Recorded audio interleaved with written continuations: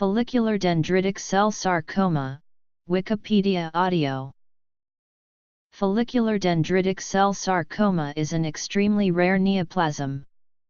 While the existence of FDC tumors was predicted by Leonard in 1978, the tumor wasn't fully recognized as its own cancer until 1986 after characterization by Monda et al. It accounts for only 0.4% of soft tissue sarcomas, but has significant recurrent and metastatic potential and is considered an intermediate-grade malignancy. The major hurdle in treating FDCS has been misdiagnosis.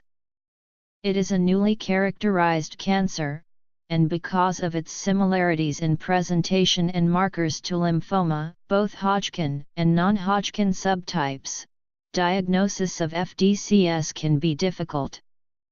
With recent advancements in cancer biology, better diagnostic assays and chemotherapeutic agents have been made to more accurately diagnose and treat FDCS. Follicular dendritic cells are localized in germinal centers of lymphoid follicles and have an integral role in regulation of the germinal center reaction and present antigens to B cells.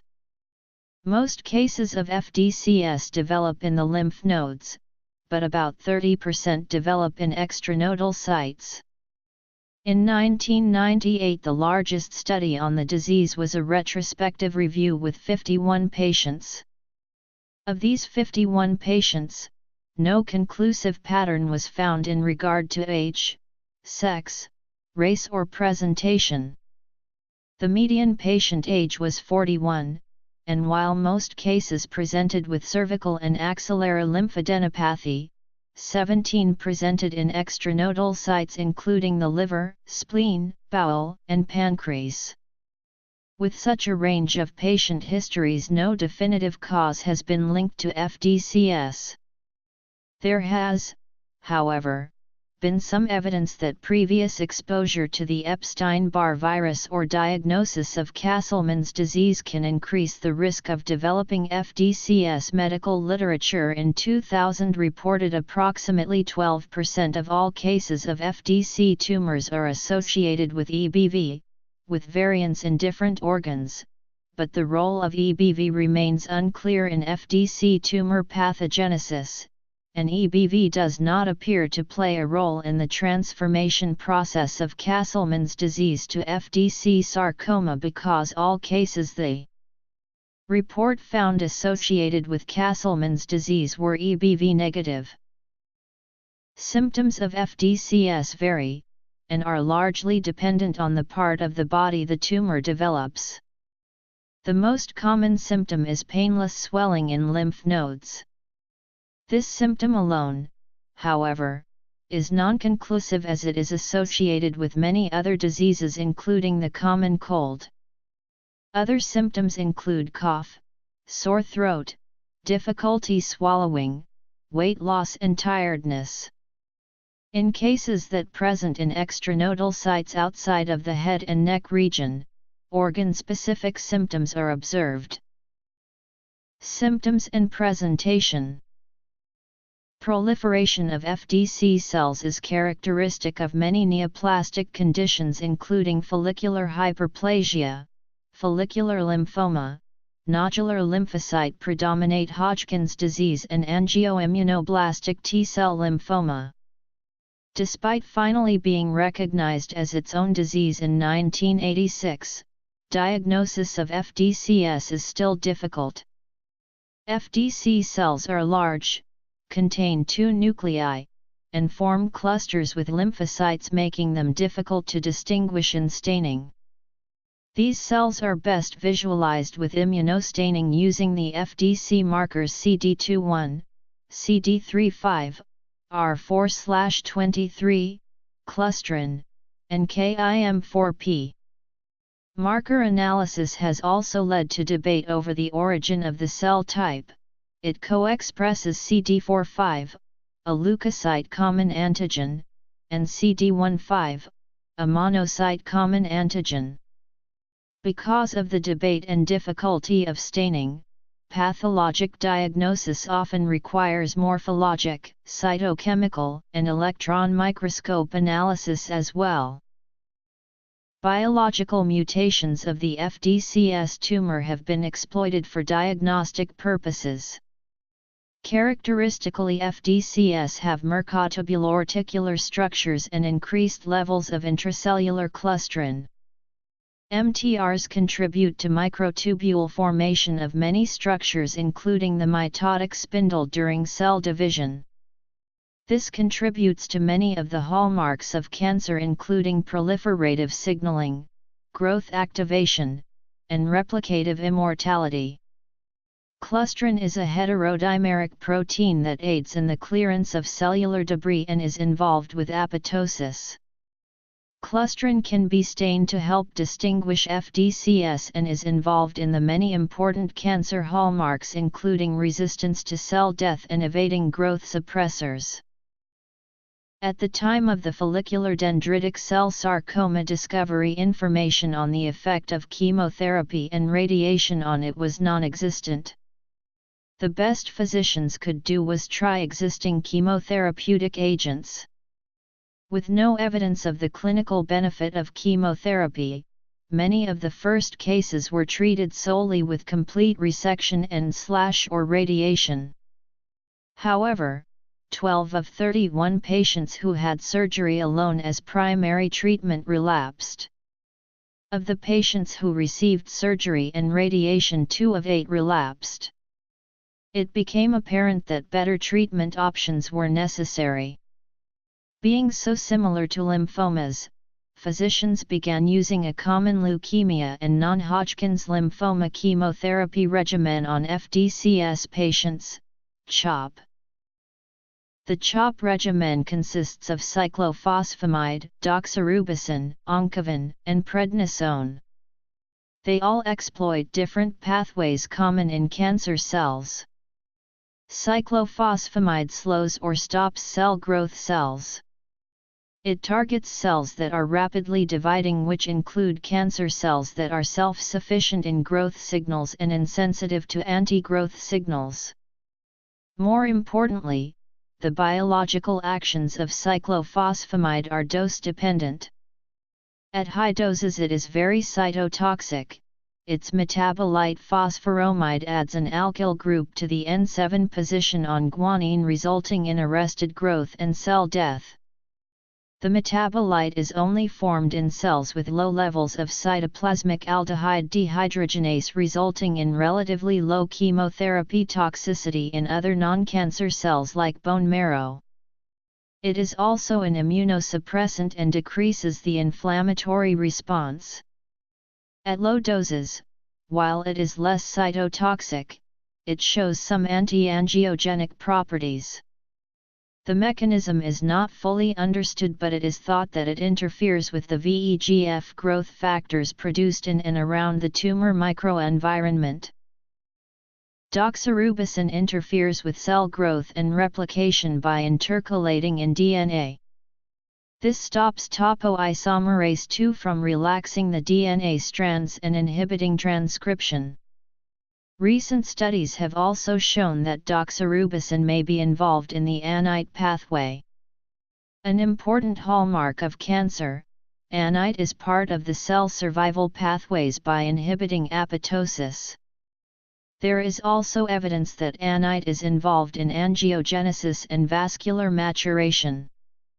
Activation of PI3 kinase/ANITE mediates VEGF production in cells.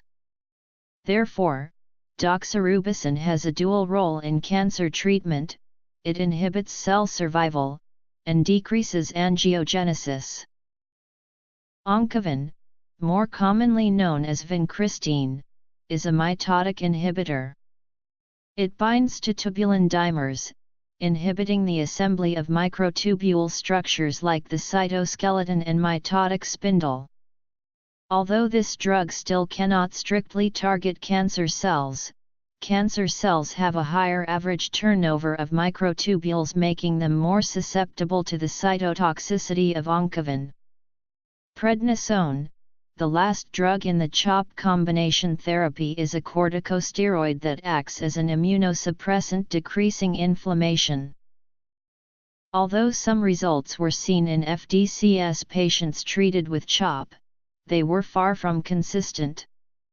Using a chemotherapy regimen designed for another cancer is an archaic guess and check way of treating a disease. In 2008, the largest review of FDCS was published as a retrospective analysis on 98 patients, and the authors recommended that surgery with no adjuvant treatment be the standard for FDCS treatment. Patients treated with surgery alone had a recurrence rate of 40%, and those treated with adjuvant therapy after surgery did not have a significantly different recurrence rate. Radiation and/or chemotherapy had no significant effect in improving patients' disease-free survival. With developments in our understanding of the hallmarks of cancer, however, novel approaches to specifically targeting and treating FDCS are being developed. One such development is in the delivery of doxorubicin.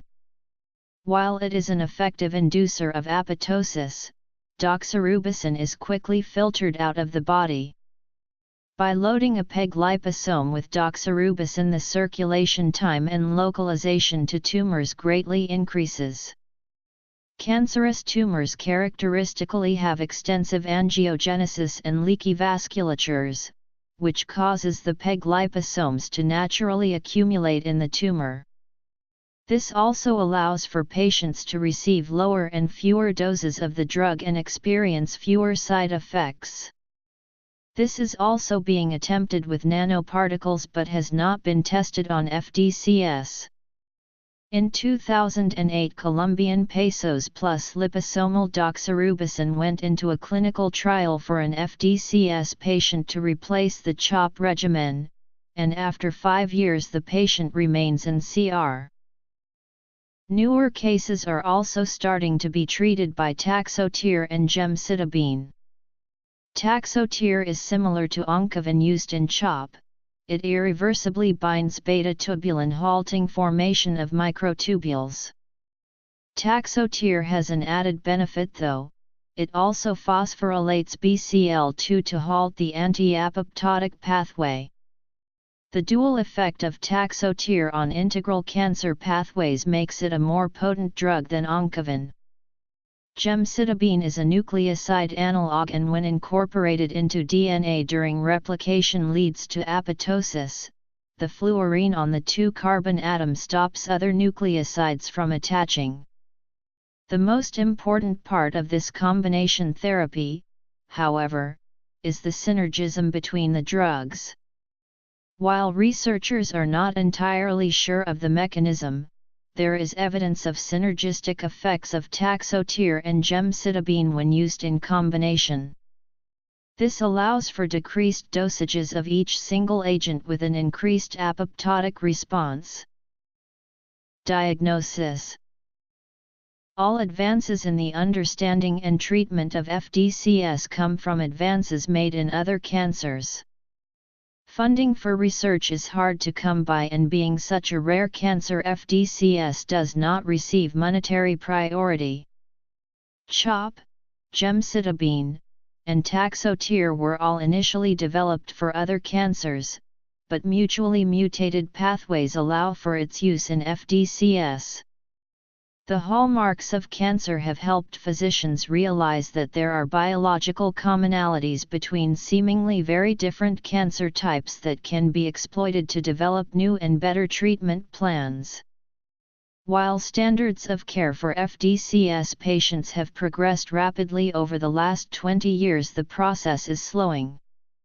When FDCS was discovered in 1986, there was no standard of treatment.